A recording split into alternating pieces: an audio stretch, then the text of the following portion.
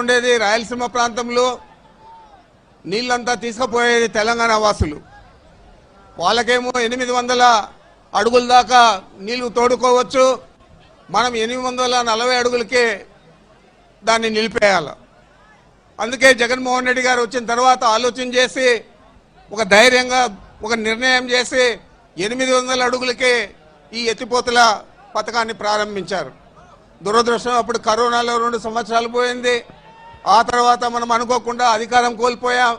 ఈరోజు ఆ ప్రాజెక్టును నిలిపేయడం జరిగింది. ఆ ప్రాజెక్టు నిలిచిపోతే హంద్రీనివాకు నీళ్లు రావు, కేసీ కెనాల్కు నీళ్లు రావు. మనకు అన్నిటికంటే గడికోట రిజర్వాయర్కు ఇటన్నిటికీ ఈరోజు నీళ్లు తీసుకుపోతా ఉండే గాలేరు నగిరి కాలువకు నీళ్లు రావు.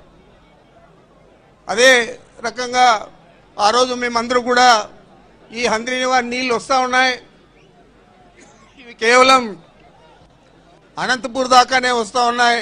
ఆ తర్వాత వాళ్ళు రైతులంతా కూడా అక్కడ కరువు కాటకాలతో ఇబ్బందులు పడినారు కాబట్టి రానియడం లేదని చెప్తే జగన్మోహన్ రెడ్డి గారు 3800 క్యూసెక్లు వచ్చే హంద్రీనివా కాలువను అదనంగా 6500 క్యూసెక్లతో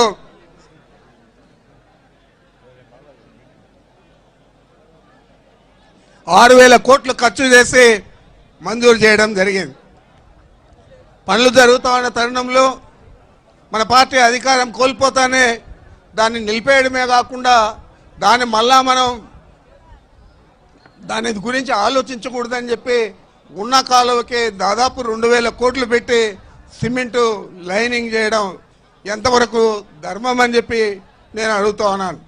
ఇదే చంద్రబాబు నాయుడు గారు కుప్పంకు నీళ్లు కావాలని పైప్ లైన్ ద్వారా కడప జిల్లాకు చిత్తూరు జిల్లాకు నీళ్లు తీసుకునే పరిస్థితి కూడా చేసి పనులు ప్రారంభించి దాదాపు 50% నీళ్లు తీసుకునే పరిస్థితి కూడా చేసి పనులు ప్రారంభించి దాదాపు 50% పైన పూర్తయితే వాటిని కూడా నిలిపేయడం జరిగింది.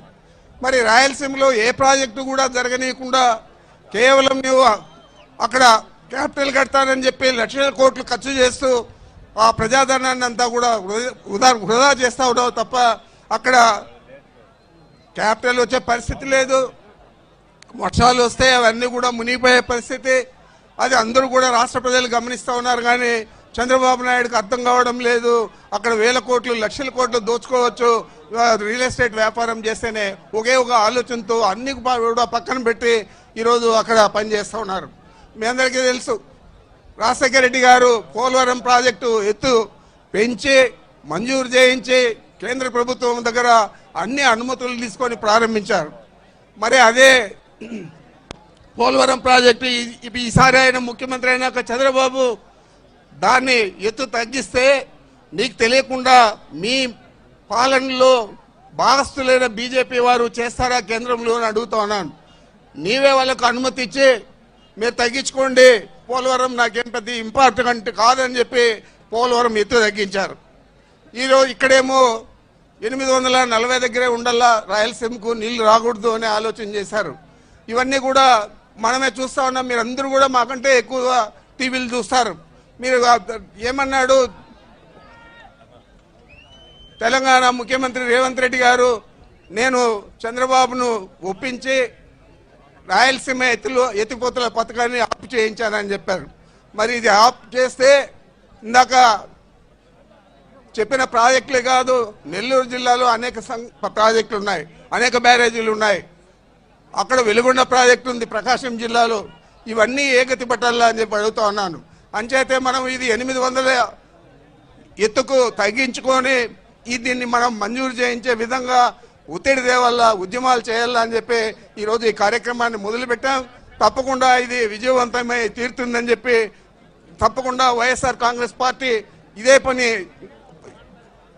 వచ్చే ఎన్నికల దాకా ఎప్పుడు ఎన్నికలు వచ్చినా కూడా అప్పుడు దాకా దీని మీద పోరాటం చేస్తుందని చెప్పి మీ అందరికీ మనవి చేస్తూ నాకు అవకాశం ఇచ్చిన మీ అందరికీ నమస్కరించుకుంటున్నాను.